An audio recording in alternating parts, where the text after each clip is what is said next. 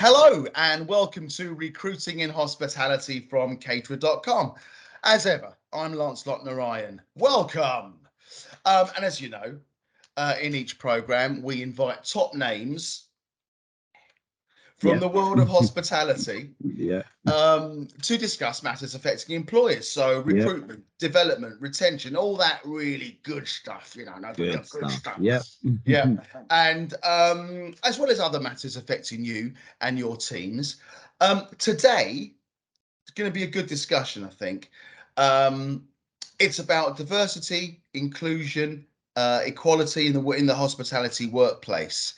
Now, I'm delighted to say I've got two fantastic guests with me today, and I'll let you introduce themselves I'll let them introduce themselves to you. There you go. Got there. Amazing. Thank you so much, lads. So I am Olajide Alabi. I am the Equality, Inclusion and Wellbeing Partner at Turtle Bay. I also own my own consultancy called Sisu. And I am I'm a disruptor. That's what I call myself. I am an equality, inclusion, equity disruptor. I go into businesses and disrupt the status quo in around the space and start and spark conversations around this topic. And I'm extremely passionate and looking forward to this conversation. Terrific. Thank you. And good morning or good afternoon, everyone. I'm Daniel Jaghai, and I work for Total Jobs or for Stepstone, and I am what we call a product specialist here, and I head up a product here called Equality Boost, which is utilizing what we call programmatic retargeting. So you started already. What big words. Big words. Brilliant. We're going to talk more on that there, Lance. We will do. I've got no choice. Welcome, both of you. Honestly, it's so lovely to have you here today. It's great. I'm so glad you could join me. Olajide, can I start with you? Turtle Bay. They're great fun restaurants. They are. I mean, it's one locally to me in Brixton, and honestly, it's just fun. It's a nice place to be and just spend a few hours. Yeah. As a company, how does Turtle Bay approach DE&I? I mean, how do you begin to form an inclusion program? Do you do surveys with team members? Do you have long conversations? How do you form something like that? Start at the beginning. Good question. How do you start doing this? So I think Black Lives Matter happened in 2020. George Floyd was murdered, right? And I think everyone started having more conversations in this space. Yeah. I think Turtle Bay realized that there was a need for them to do a lot more than what they were doing. They set up an internal ERG, and they called it the DE&I team. And actually, at the time, I was running a consultancy with Sisu, and they had set up their team and they wanted some more training. So I came in and with Sisu and did some training for their DE&I team, and talked to them about how to be champions in this space. They did surveys. They wanted to ask their team what they wanted to see more of from them as a leadership team, as a business. And the team wanted further education. They wanted to know that they were supported. They wanted to be seen. And yeah, we listened to the teams. We listened to the teams a lot. What kind of feedback were you getting? Do you know what? I think it's probably quite general in terms of like in hospitality generally, is that it's a really diverse place to work. Definitely. But not everyone necessarily feels like they have been seen. Yeah. And that was probably the thing that we saw the most was that, it's a really nice place to work. We probably just need a bit more work around language in certain areas. We also need a little bit of work around, just having that sense of belonging and everyone understanding how to respect one another. And I think that was like the biggest thing. And then I was recruited, and I was brought in on board to come and really start to spearhead. I think it's really difficult when you just have an internal ERG group to spearhead E&I or D&I, because you need someone like myself who is only solely working on that day to day. You can't have people working on it who are doing their normal day to day jobs, because it's a big task. It is a huge task.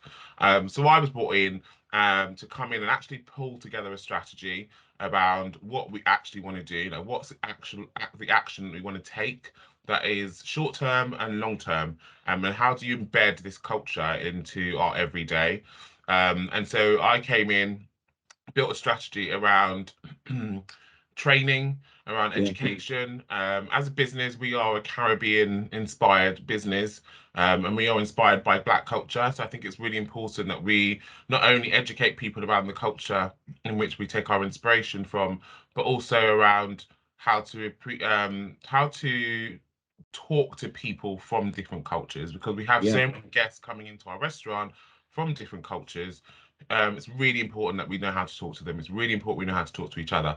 So, a lot of the work that I'm starting to embed is around education, because unfortunately we don't learn any of this stuff anywhere in society. We don't learn it at school, we don't learn it at university, we don't learn it when we're going to work. So at some point we need to learn and understand, what does being equitable actually mean? What does equality actually mean? What does diversity really mean in a business space? And how do you actually create that sense of inclusion in the workplace? So a lot of the work that we've done so far is around education. We've also done a lot of work around, how do you start to support Black communities? Because we're taking our inspiration from Black communities. There is a fine line between cultural appropriation and cultural appreciation.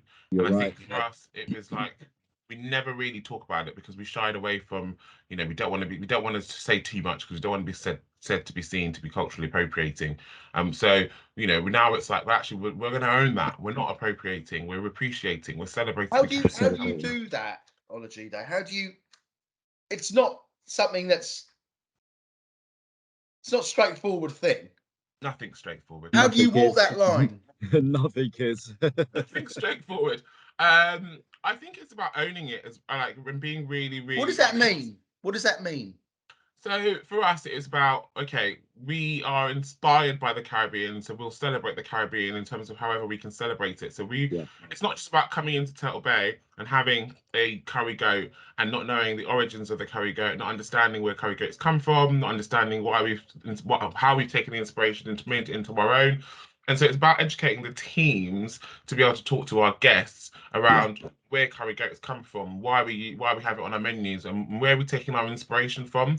So we launched Caribbean culture classes within our business, which actually gives the teams education around each of the islands that we take inspiration from. So they're then equipped to talk to guests around the Caribbean. So when they get asked questions, they're able to really go in and answer those questions like people that are experts in the Caribbean. Because I think if you're not doing that, if you're not passing information and sharing information and knowledge with the guests, that is the line. The line is that then you're just appropriating, you're not celebrating, you're not passing any information on. I also think one of the key things for us was that we have an opportunity to really support Black communities. How do we do that? How do we not? I don't want to say give back, but it's just about how do we shine a light on other Black businesses that are doing really well? How do we shine a light and support any communities that we're able to support? And one of the key things that we realize that we can do really easily is there's loads of African Caribbean societies around the country, within universities, that we were able to connect with and support. And we support them through, the general things like discounts and using the space for events, but also in terms of recruitment. We support them, if anyone needs a job, if they need to run events, we support them in that kind of way. If they're doing anything charitable work, we're always looking to support ACS communities with any charity work. We're also connecting with other like-minded communities. So for instance, we've recently connected with a charity called the Reach Society, who inspire and create a space for young adults to get into work, because there is unfortunately there isn't a level playing field for young Black people in the workplace, and doors don't open as easily as they do for other people, other communities. So it's about, how do you inspire them to make sure that they can continue to strive for going into high level roles. So we've just connected with that charity, and I think it's about, for us, it's really about finding those groups that we can connect with that make sense in how we support and uplift Black people. That's I mean, that's a great summary of what you do. I'm going to come back and discuss a bit more with you, Daniel. I'd like to bring you in here. Yeah, of course. I mean, you also have heard what Olajide has said. I mean, it is pretty remarkable. I mean, it's amazing. Yeah, that's why I can't get hold of him. He's so busy. But there's going to be hospitality employers that don't have that resource. They don't have all that time to be able to pursue these avenues the way that Turtle Bay does. Yeah. How can there's a tool, isn't there? Tell us about Equality Boost. So yes, there is a tool, and in respect, listening to what he's been saying, it's similar to what we're doing in terms of how you're tapping into communities.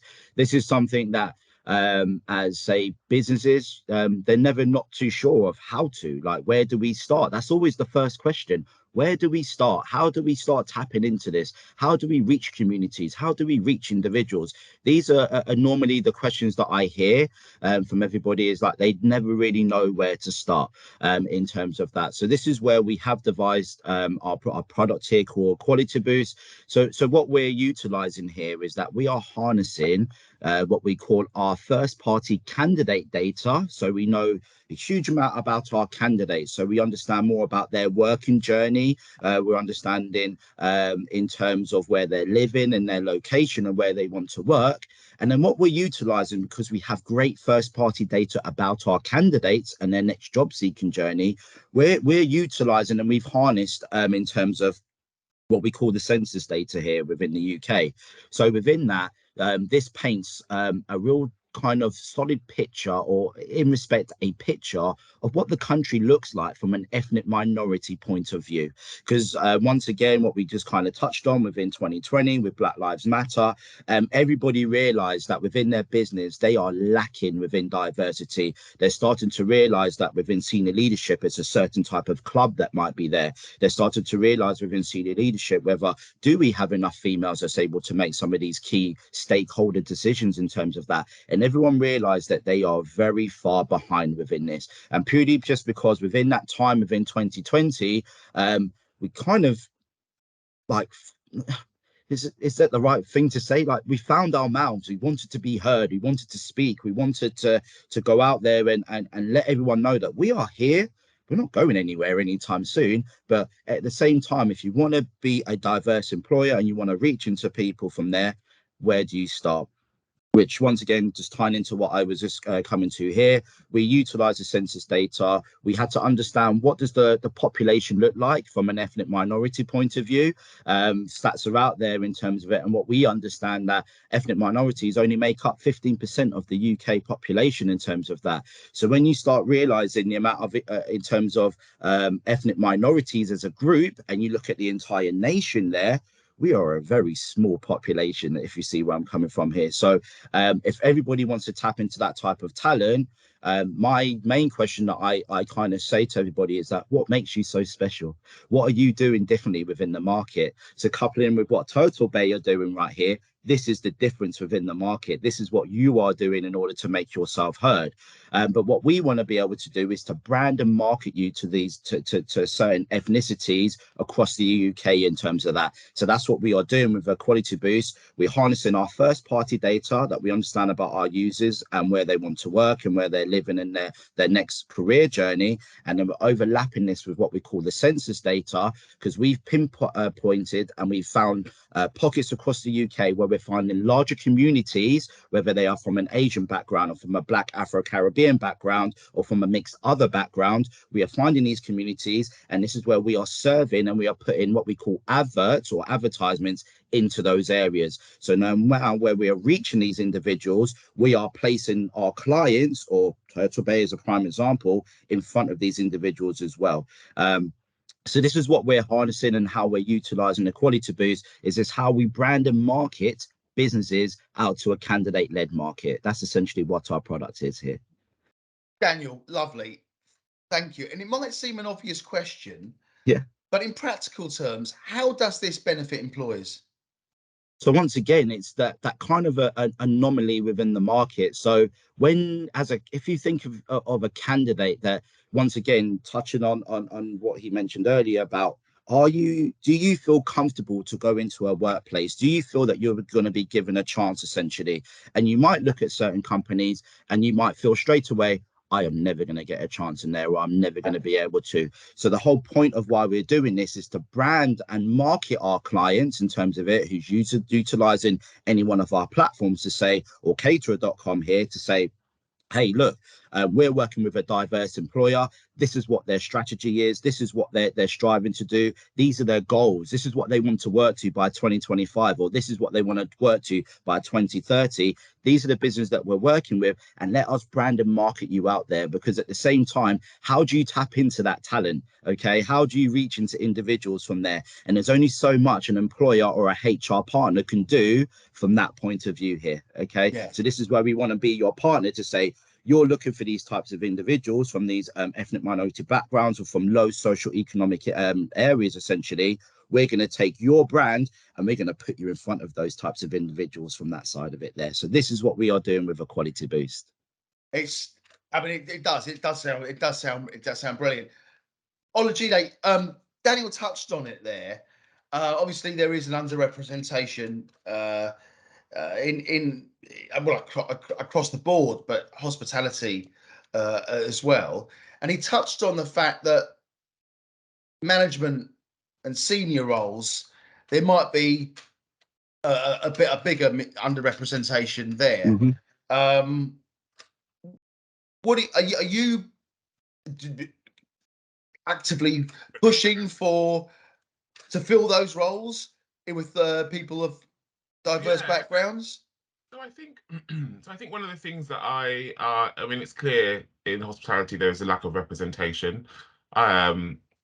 This is going to sound very controversial considering what you just said, but I think I'll do it anyway. I'm staying true to myself. I always do it.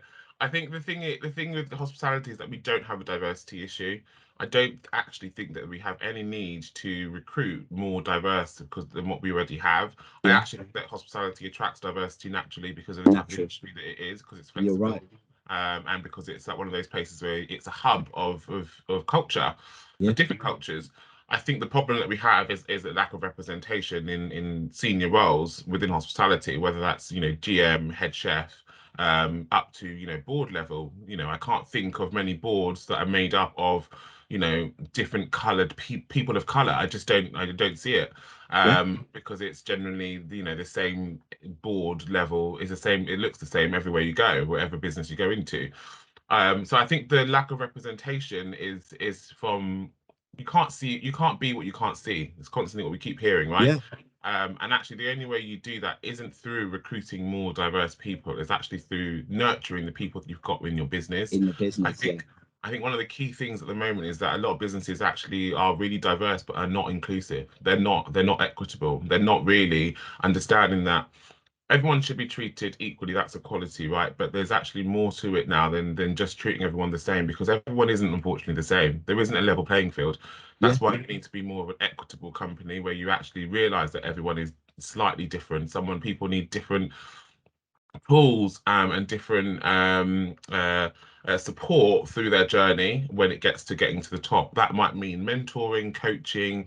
That might mean a different training program to everyone else. But it means that we need to really start seeing the people that we've got in our business, and how do you nurture them? How do you make sure that they feel like they're included? How do you make sure they have a sense of belonging? And how do you make sure that you, I guess, push them to get to those leadership roles? And that's a lot more difficult now, I think, than it ever has been. And so I don't. what are you doing? Tell us how we get in there. I mean, I'm not going to say that I've got like a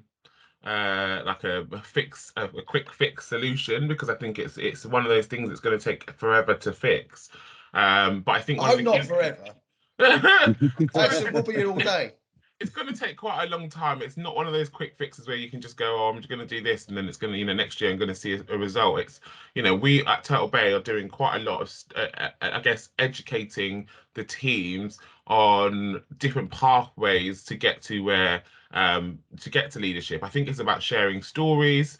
You know, not enough people that are from marginalized communities talk about how they've got to where they are in their roles, and actually that inspires people, and opens opens a door already immediately just by sharing stories. So that's one of the number one things that we're doing at the moment, which is I think is really powerful. The other thing that we're doing is around mentoring. Like I think mentoring is a really, really important thing for us. We've got, you know, next year we're launching 3 mentorship programs. Tell us a bit about that. I love a mentorship program, me. Tell us about how you're arranging that. So we're doing a mentorship program actually with a company called Apollo, and they are supporting us with some mentoring for our people from ethnic backgrounds. So, you know, people from ethnic backgrounds are going to go on a mentorship program to give them the tools to be able to know how to get to different types of roles that they might be looking to get into. So it's about giving them confidence. It's about giving them business business. I can't say the word. Human, is that what you mean? Yeah. It's there. You're there. Yeah. It's about giving them those tools to be able to know how to get to those roles. So that's very specific. Looking at our group of ethnic people that work within our business. And then we're doing a mentorship program for women with a company called Pink Dynasty, who, you know, are supporting young women from marginalized groups in getting into senior roles and understanding for them how to do that, with the constraints that there are in society, and with the fact that roles aren't as flexible as they should be for women. So that's, again, a very, very specific mentorship program with Pink Dynasty. And then the third mentorship program is around peer-to-peer, which is what some people might call it reverse mentoring, but I don't like using that term. But I think it's peer-to-peer mentoring, where we are pairing up our leadership team with some of our team members from ethnic backgrounds, for the leadership team to learn from younger people, how to communicate in a way, in a tone that they can relate to, and also for those people to relate to the leadership team and understand how do you get to a role like, you know, becoming a leader in a business, and how do you know how to talk to people at that level, and how that you can start opening doors for yourself. It's about giving them exposure to a world that that people don't know. I think for all the mentorship programs, it's just really about opening up doors and giving people perspective and a lens into different people's lives, to support them into getting into wherever they want to go into, whether that is with us at Turtle Bay or whether that's moving on to another business, because that's not going to happen at Turtle Bay. It's just about starting to open doors and remove barriers. Terrific. Daniel, Yeah. what with the will to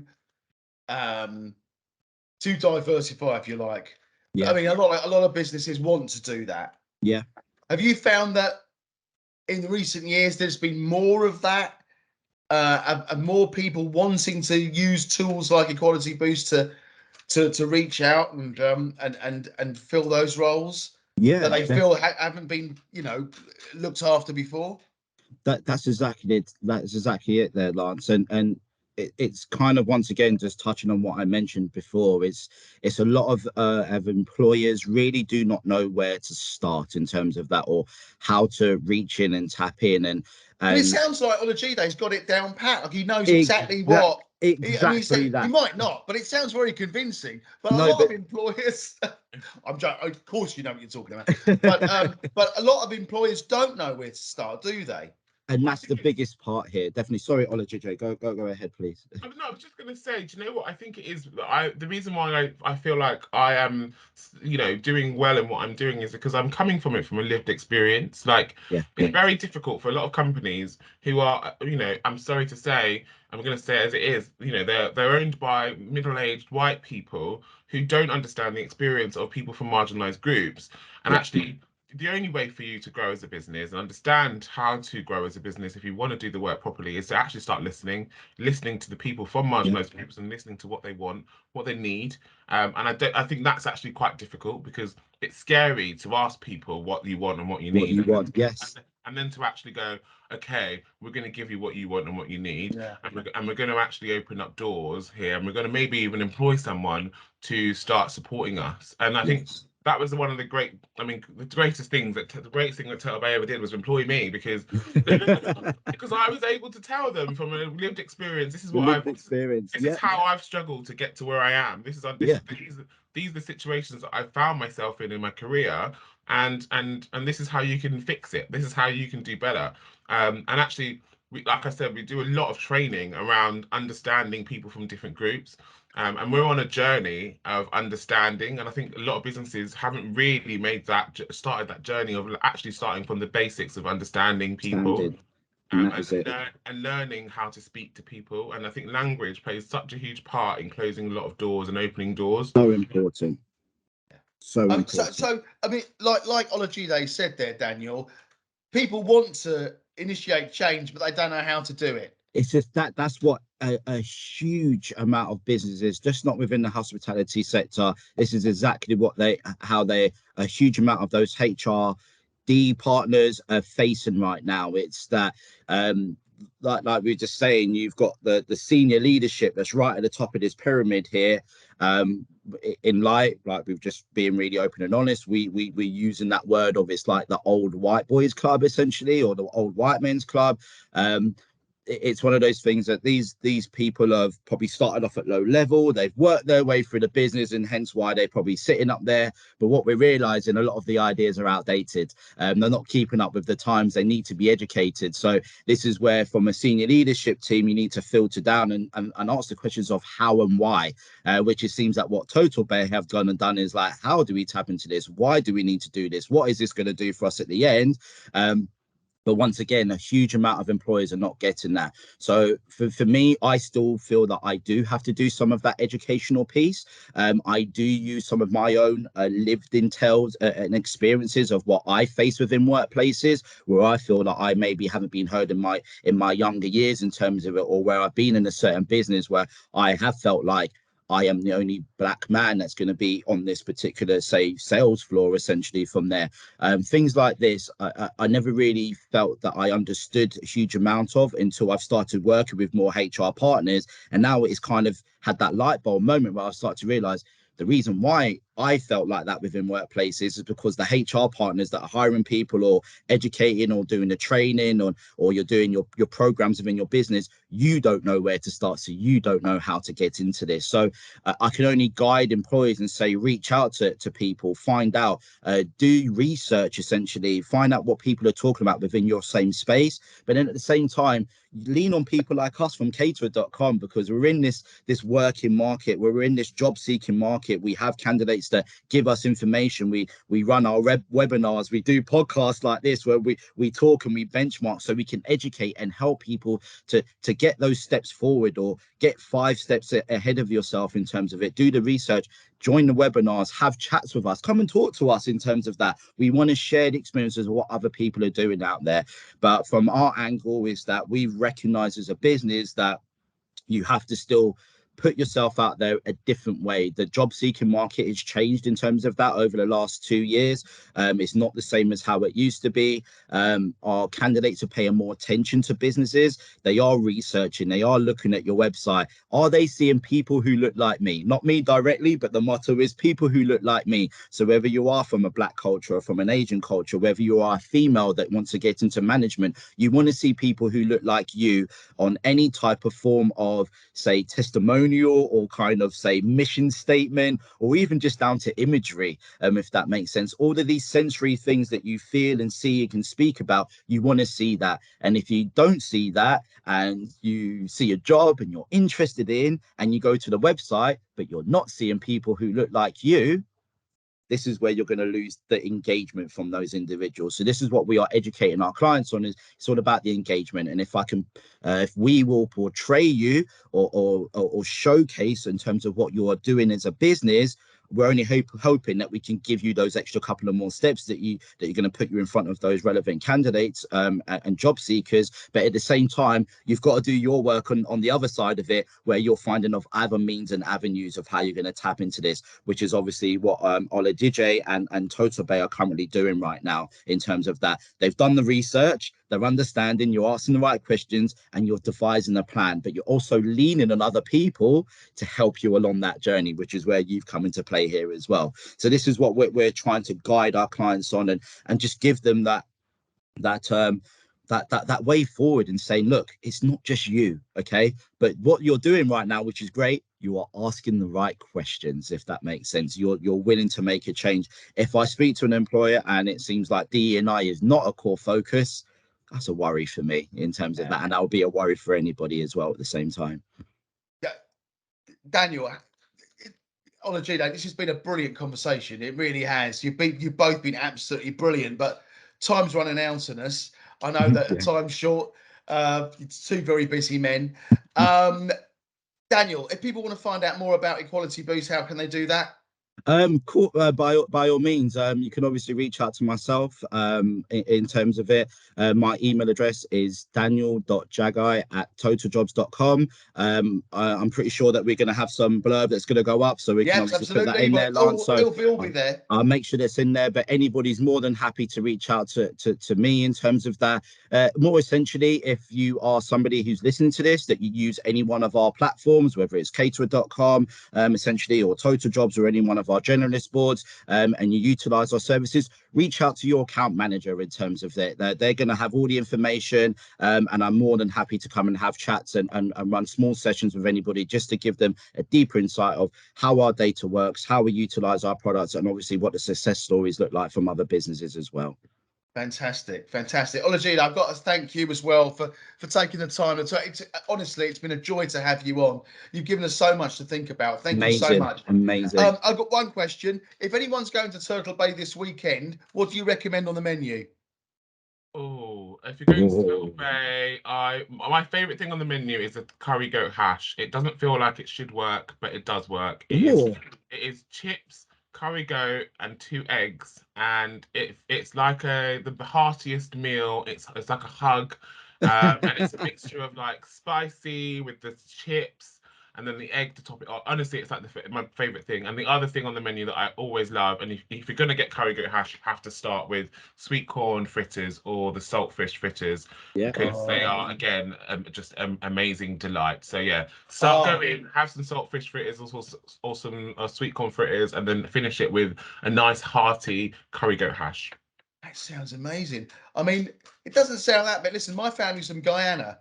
I grew up on corned beef and rice. Yeah. So, you know, that's mine. So that hash sounds fabulous. Brilliant. Gentlemen, again, it's been an absolute joy. I'm so glad we could do this. It's been great. And I hope maybe later on the next year we can catch up again. That'll be fabulous. I'd love that. I would love it as well. I would love it as well. Brilliant. I hope you enjoyed this conversation and this episode of Recruiting in Hospitality. Follow us on Twitter at caterer.com. That's caterer.com. Likewise on Instagram. Follow us on LinkedIn. We're on Facebook. And if you haven't subscribed to the podcast, why not? Wherever you get your podcast, go there, subscribe. You'll be the first one to hear new episodes. And we've got so many great things coming up over the coming months. So please stay with us and subscribe. It's been a joy. I've been Lancelot Narayan. Thank you so much for joining us today. And I'll see you next time. Bye-bye. Thank you. Thank you. Bye-bye. Bye.